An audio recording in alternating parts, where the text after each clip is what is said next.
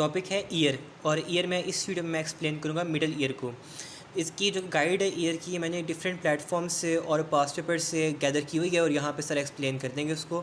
अब middle ear को जो इस वीडियो को थोड़ा लेंथी करना होगा क्योंकि मिडल ईयर बहुत ज़्यादा एक लेंथी पार्ट है, और साथ में मुझे काफ़ी इमेजेस को भी ऐड करना है इसको बनाने रिप्रेजेंट करने के लिए। बगैर इमेजेस की रटा लगाने का फ़ायदा कोई नहीं है। मैंने अपने नोट्स को कंपाइल किए BD और KLM दोनों से, तो ये बहुत ज़्यादा हेल्पफुल होंगे इसके लिए। मिडल ईयर क्या होता है? मिडल ईयर को टिम्पैनिक कैविटी टिम्पैनम कहते हैं। अब टेम्पोरल बोन के पार्ट होते हैं, पिटस होता है, स्केमस होता है, या पिटस पार्ट और टेम्पोरल बोन पे लोकेट होता है, और साथ में ये क्यूब शेप, इसकी शेप इसकी क्यूब होती है। इसके पार्ट्स हैं, उनको व्यूली पहले देख लेते हैं और बाद में आके मैं बता दूंगा। इस डायग्राम में मिडिल ईयर के पार्ट्स दिखाए हुए हैं। एपी का मतलब ऊपर, एपी टिम्पैनिक रिसेस जो कि टिम्पैनिक मेम्ब्रेन से ऊपर वाला पार्ट है, और tympanic cavity proper opposite to the tympanic membrane, जो कि पूरा एरिया है वो टिम्पैनिक कैविटी प्रॉपर को शो कर रहा है। यहाँ पर कम्युनिकेशन दिखाई हुई है, जो कि एंटीरियर कम्युनिकेशन है वो हमारे पास होती है निज़ोफेरेनिक्स से थ्रू द ऑइड ट्यूब, और जो कि पोस्टीरियर कम्युनिकेशन है मेस्टॉइड एंट्रम में मेस्टॉइड एयर सेल से through the aditus to mastoid antrum. और ये नेक्स्ट डायग्राम में भी इसको क्लियर दिखाया हुआ है। इमेज से देख लिया होगा। अब यहाँ पर वही बात लिखी है कि टिम्पैनिक कैविटी प्रॉपर वो होगी जो टिम्पैनिक मेम्ब्रेन के बिल्कुल ऑपोजिट होगी, और एपी टिम्पैनिक, एपी का मतलब ही होता है आउटर अपर, तो एपी टिम्पैनिक रिसेस वो होती है जो कि हमारे पास टिम्पैनिक मेम्ब्रेन के लेवल से ऊपर होगी। ठीक है, तो ये हो गया पार्ट्स के दोनों, मिडल ईयर के दोनों।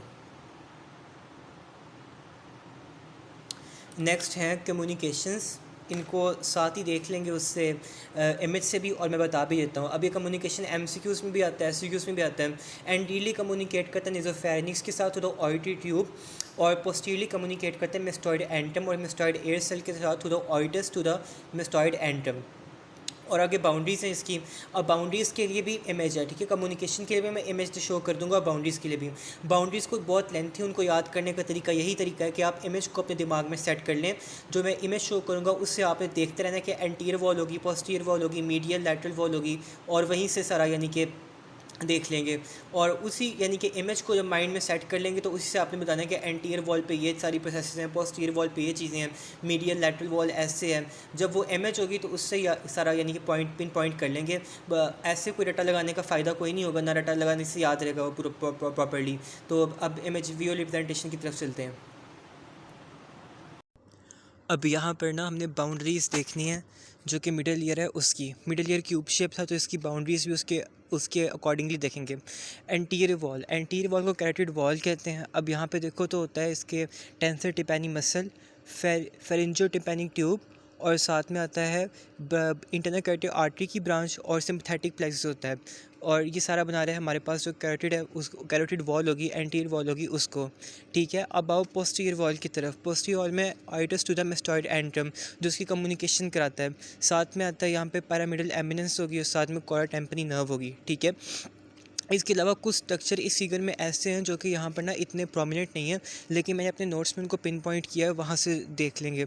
और आगे फिर इसका आता है रूफ़, और इसका फ्लोर आता है। रूफ़ में होता है टैगमेंट टिम्पैनी, और जो कि फ्लोर होती है, अब रूफ़ टैगमेंट टिम्पैनी है, और जो कि फ्लोर है वो इसकी जुगलर वॉल है, वो इसको सेपरेट करती है superior bulb of internal jugular vein से। ठीक है, तो जो कि फ्लोर है उसमें हमारे पास आता है ये टिम्पैनिक ब्रांच है, तो glossopharyngeal nerve near the medial wall, और ये इसकी फ्लोर आ रही है सारी।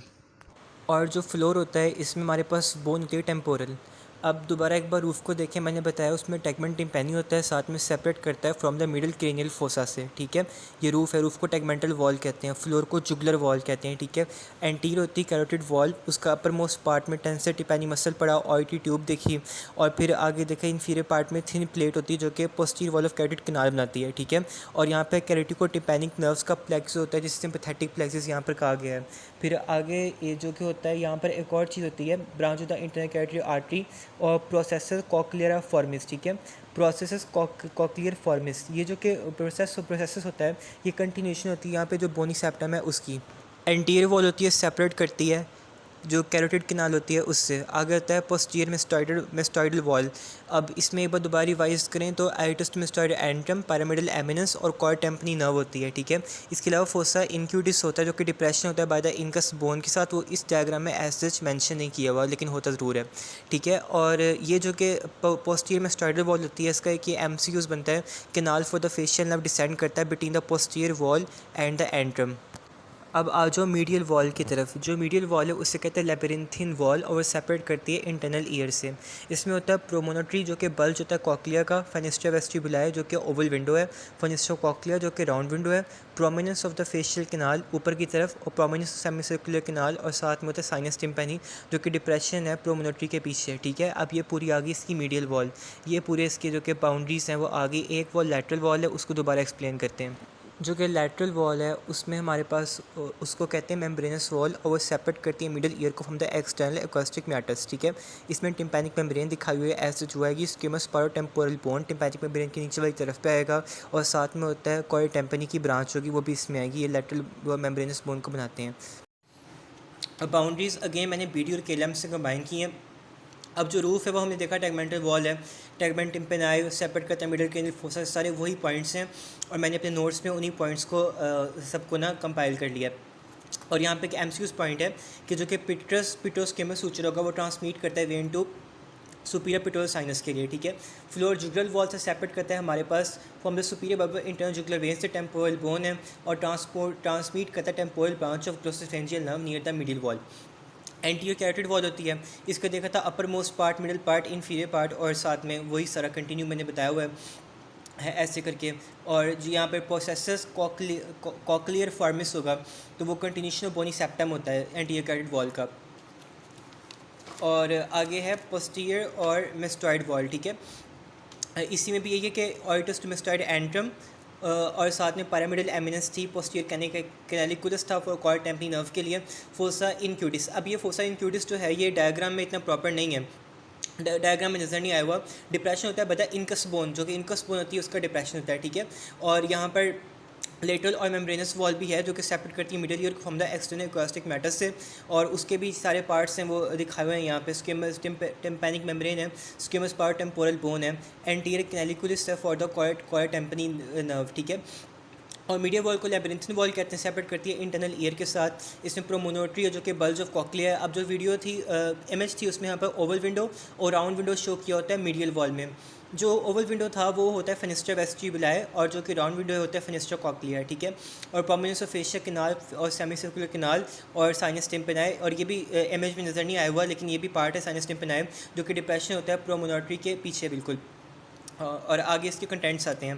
कंटेंट्स के निमोनिक मैंने बनाया हुआ है BGMNVA। ठीक है, सिंपल सा करके कर लें, bones joint muscle vessel nerve और एयर। ठीक है, इस निमोनिक से फिर इजीली इसको कंटेंट्स को भी देख लें, और ये कंटेंट्स इसके BD में मेंशन किए हुए हैं। नेक्स्ट हैं जॉइंट्स जो कि मिडल ईयर में प्रेजेंट होंगे। इनमें आता है इंक्यूडियो मैलिलर जॉइंट, इंक्यूडियोस्टेपिडियल जॉइंट जो कि ईरोसिकल्स होते हैं उनसे जॉइंट बनते हैं। ठीक है, जिस तरह के इनकस होता है, मेलियस होता है, स्टेप्स होता है, तो उनसे ये बनते हैं। इनकी आगे टाइप होती हैं, इंक्यूडियो मैलिलर की टाइप होगी सैडल, और इंक्यूडियोस्टेपिडियल की टाइप होगी बॉल एंड सॉकेट, दोनों की चले साइनोवियल। आगे मसल्स पे चलें तो दो मेजर मसल्स हैं, एक है टेंसर टिपैनी और दूसरे स्टेपिडियस। ठीक है, अब इनका नाम याद करना है, नर्व सप्लाई और एक्शन। ठीक है, नर्व सप्लाई मैंडिबुलर नर्व होती है, मैंडिबुलर नर्व होगी क्रेनियल नर्व 5 जो कि ट्राइजेमिनल, उसकी तीसरी ब्रांच होती है ऑफ्थेल्मिक मैक्सिलरी और मैंडिबुलर, और दूसरा जो कि स्टेपिडियस है उसको सप्लाई करती है फेशियल नर्व। इनका एक्शन ये होता है कि जो कि इंटेंसिटी होती है हाई पिच साउंड की, उससे प्रोटेक्ट करते हैं इंटरनल ईयर को, इंटरनल ईयर को प्रोटेक्ट करने का काम होता है। ठीक है, और आगे फ्रेंजियोटिपैनिक ट्यूब होती है, इसको ऑर्टी ट्यूब भी कहते हैं। ये हमने कम्युनिकेशंस में पढ़ी थी, जो एंटीरियर कम्युनिकेशन होती है वो नेज़ोफेरिंक्स से होती है थ्रू द ऑर्टी ट्यूब। ठीक है, इसका काम होता है इक्वलाइज प्रेशर करना मिडल ईयर में, और जब एटमॉस्फेरिक प्रेशर के साथ। ठीक है, तो ये इसमें जो एक पॉइंट है ये केलम पे मेंशन किया हुआ है कि जो कि प्रेशर होता है उसको ये मदद करती है, जो कि सॉफ्ट पैलेट के मसल्स होते हैं ना, सॉफ्ट पैलेट के मसल्स, उनकी हेल्प की वजह से ये इक्वलाइज प्रेशर करती है। ठीक है, उनमें आते हैं लिबरेटर वेली पैलेटाइन और टेंसर वेली पैलेटाइन।